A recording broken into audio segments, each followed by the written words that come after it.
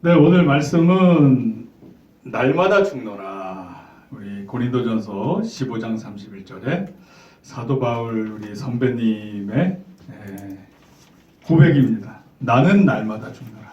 이게 저도 이제 한 주 동안 테스트를 해봤어요. 날마다 죽으려고. 근데 이게 제 의지로만 되지가 않아요. 자존심으로 돼? 안 돼요. 그러니까 이런 상황이 딱 왔을 때 미리 항상 마음가짐으로 화내지 말고 긍정적으로 생각해야지 하고 딱 마음 준비한단 말이에요. 그런 상황이 딱 왔어요.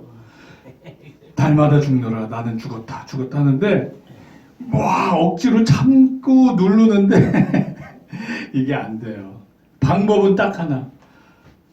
주님 제 안에 사랑이 없습니다. 주님 제 안에 능력이 없습니다. 아버지 도와주세요. 성령님 도와주세요. 그리고 주님 앞에 겸손하게 말씀 읽고 기도하면 마음이 평안해지면서 주님이 우리 마음을 채워줘요. 그러면 그러한 상황이 왔을 때도 아무렇지도 않게 넘어갈 수 있게 돼요. 즉 날마다 죽노라라는 게 나의 의지만으로 되는 게 아니에요. 나의 의지를 가지고 주님의 도우심을 구해야 돼요. 그러면 이겨낼 수 있어요. 왜? 우리의 연약함을 고백하고 성령님, 예수님 제 안에 임하여 주시옵소서. 그럼 예수님의 마음이 우리 안에 임하면 그때는 사랑이 생겨요. 예수님의 마음으로 사랑이 생겨요. 그러면 내가 억울한 것 같고 화를 내야 될 것 같은 그런 당연한 상황에서도 예수님의 마음으로 상대방을 위해서 기도할 수 있는 마음이 생기게 돼요. 상대방을 불쌍히 여기고 상대방이 예수님을 믿게 해주시옵소서. 예수님을 또 잘 믿게 해주시옵소서. 예수님 안에서 구원받게 해주시옵소서. 이런 식으로 내 마음이 변해요. 그 상대방이 누구일지라도. 그래서 이 사도 바울 같은 사람이 예수님을 그렇게 열심히 오래 믿으면 항상 성령 충만해서 저절로 그냥 될 것 같은데 그렇지 않아요. 사도 바울 우리 선배님도 우리와 똑같이 하룻밤 자고 나면 리셋 다시 초기화가 돼. 초기화가 돼서 다시 하나님을 붙잡고 기도하고 성령 충만을 받지 않으면 이게 상대방을 사랑할 수 없게 되고 하나님의 일을 감당하는데 무리가 와요. 내 힘으로 안 돼요. 어제까지만 해도 성령 충만해서 잘 믿었으니까 오늘도 자연스럽게 넘어가겠지 이런 생각을 하는데 그게 안 돼요. 안 돼요. 그래서 우리나라 전통이 새벽 예배잖아요. 새벽 기도잖아요. 그래서 저도 이제 일주일 동안 날마다 죽노라를 막 스스로 테스트하면서 새삼 깨달은 게 내가 자발적으로 하루에 처음 눈 뜨자마자 하나님과 기도하면서 시작을 해야겠구나. 하나님과 기도하면서 거기에 더 투자를 하고 또 말씀도 읽고 그렇게 점점 하루의 시작을 할애를 해야겠구나. 그리고 제가 다시 또 새삼 느꼈어요. 그래서 이제 새로운 한 주는 또 그렇게 또 제가 스스로 행복해지는 그 길을 찾아가려고 해요. 왜냐하면 제 영이 알잖아요. 어떻게 해야 내 하루가 더 행복할 수 있을지. 이제 저의 경우에요. 딱 마음을 하나님한테 드리고 내 의지로 나는 날마다 죽노라. 오늘 하루도 눈 떴으니까 이제 죽어야지. 내 육성이 죽고 성령님으로 채워줘야지. 그런 마음으로 온라인으로 예배드리고 기도하고 말씀 읽고 그래 하려고 해요. 왜냐하면 그렇게 할 때가 제 인생에서 제가 가장 행복해요. 행복해요. 그러니까 그 일주일 동안 제가 날마다 죽는 생활을 스스로 테스트를 해봤는데 나의 의지만으로는 안 되고 하나님의 도우심, 성령님으로 내 마음을 채워주실 때 아버지의 마음, 예수님의 마음이 나를 인도하실 때, 나를 감싸할 때 가능해요. 우리 성도님들도 지체님들도 마찬가지일 거예요. 가끔 가다가 과거에 옛날에 나한테 불합리하게 나를 힘들게 했던 경우 가끔 생각나실 거예요. 그래서 저는 가끔 그럴 때가 있어요. 그러면 이게 날마다 죽노라 의지적으로 하면 그 생각이 머리에서 잘 안 떨쳐져요. 그러나 주님 그리고 주님을 붙잡고 아버지 하고 기도하다 보면 그 아버지의 마음이 나한테 임했을 때 그 과거의 상황이 또 싹 또 더 이상 내 마음을 속상하게 안 하고 넘어가게 돼요. 그래서 날마다 죽노라 이게 내 힘으로는 안 돼요. 안 돼요. 안 돼요. 그러니까 기도하셔야 돼요. 기도하셔서 하나님이 주시는 성령님의 능력으로 아버지의 마음을 품을 때 이게 해소가 되고 넘어가져요. 그리고 그렇게 우리가 기도할 때 하나님이 봐서 그 사람들이 뭔가 정말 잘못했으면 또 그거에 대한 대가를 또 하나님이 그분들을 깨닫게 해주셔요. 제가 뭐 이렇게 막 미워하고 갚고 안 해도 하나님이 깨닫게 해주셔요. 그분들이 양심에 화인 맞아서 완전히 버려진 사람이 아니라면 그렇게 해주시니까 그런 거는 하나님한테 맡기시고 아버지의 마음으로 용서해 주시면 돼요. 사도 바울의 고백을 한번 쭉 보자고요. 로마서 7장 21절로 25절을 보면 제가 읽어드릴게요.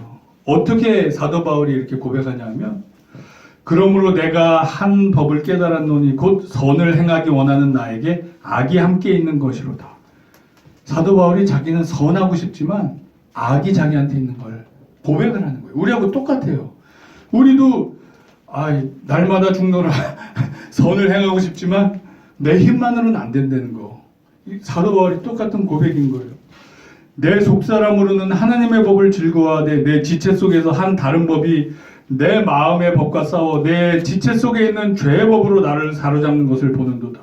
사도 바울도 막 억울한 일 당하면 보복하고 싶고 패주고 싶고 이런 마음이 들 수 있는 거예요. 그 고백인 거예요. 오호라 나는 공고한 사람이로다. 이 사망의 몸에서 누가 나를 건져내랴. 그러니까 내 한계를 고백하는 거예요. 이 사망의 몸, 이 악함, 눈에는 눈, 이에는 이, 오히려 두 배로 더 보복해줘야지 하고 싶은 이런 마음이 있는 거예요. 사람이니까. 사도 바울, 우리 선배님. 누가 이 사망의 몸에서 나를 건져내랴. 근데 그 다음에 해결책을 제시해요. 우리 주 예수 그리스도로 말미암아 하나님께 감사하리로다.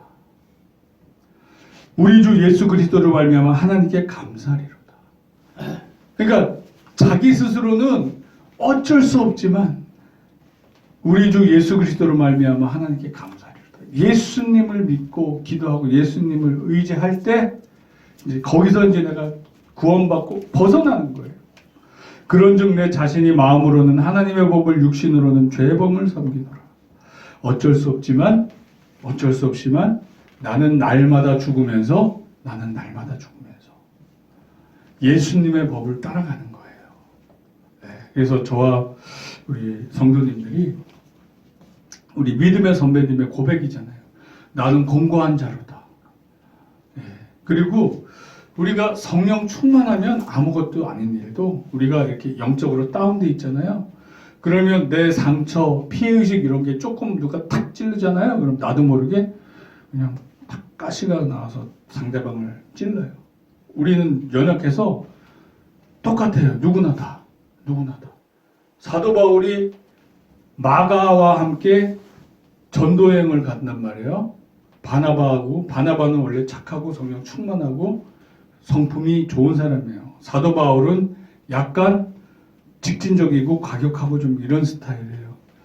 그러다 보니까 마가가 이 바나바의 조카인데 전도여행 가다 중간에 무슨 개인적인 사정으로 탈락을 했어요. 빠져요. 그러니까 그 다음에 그래도 2차 선교여행 갈 때 같이 합류합시다 했더니 사도 바울이 안 된다고 탁 잘라요. 바나바가 그래도 기회를 줘서 다시 선교여행 가자고 바나바가 탁 잘라요. 그래서 바나바와 바울이 싸운단 말이에요. 그래서 갈라져요. 헤어져요. 그래서 각각 따로따로 선교지를 가요. 그랬다가 나중에 노년에 사도 바울이 고백을 하잖아요.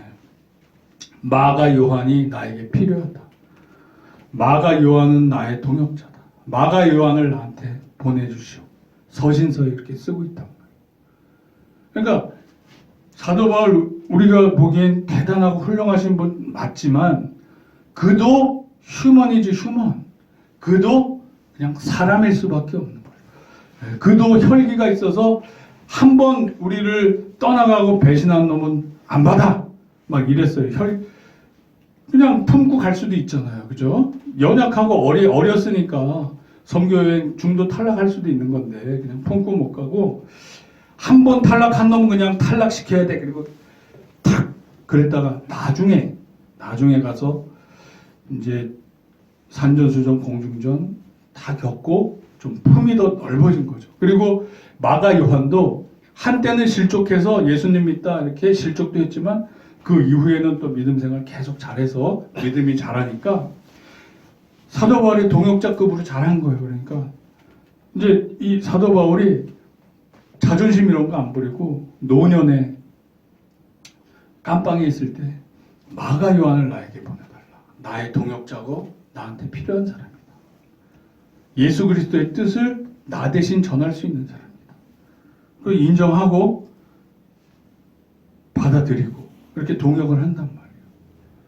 그런 과정이 있어요. 그렇습니다.